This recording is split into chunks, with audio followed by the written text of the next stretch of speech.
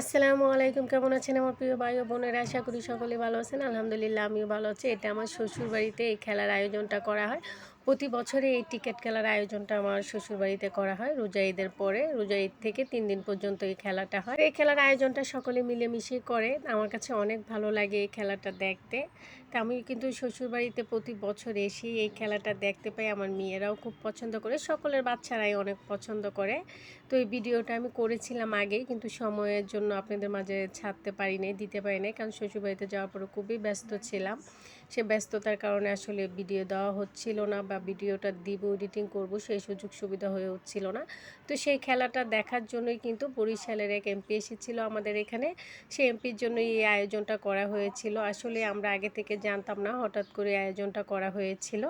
তো তার জন্য গরুর গোশত রান্না করা হয়েছে, তারপরে রান্না করেছে দেশি মুরগি, তারপরে রান্না করা হয়েছে পাতলা ডাল, তারপরে ভেন্ডি ভাজি, তারপরে হচ্ছে কাতল মাছ রান্না করা হয়েছে।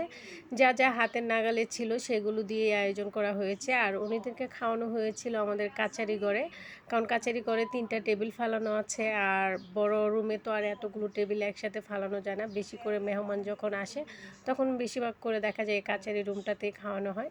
আর এই রুমটাতে কিন্তু যখনই আমার বাসুরের কিন্তু গেস্ট আসে তখন ওদেরকে অনেক মানুষ হয় একসাথে, তাই ওদেরকে এখানে বসেই খাওয়ানো হয়। তো এই পর্যন্তই ছিল আমার এই ভিডিওটা। যদি ভালো লেগে থাকে অবশ্যই একটি লাইক করবেন, কমেন্ট করবেন, শেয়ার করবেন। আল্লাহ হাফেজ।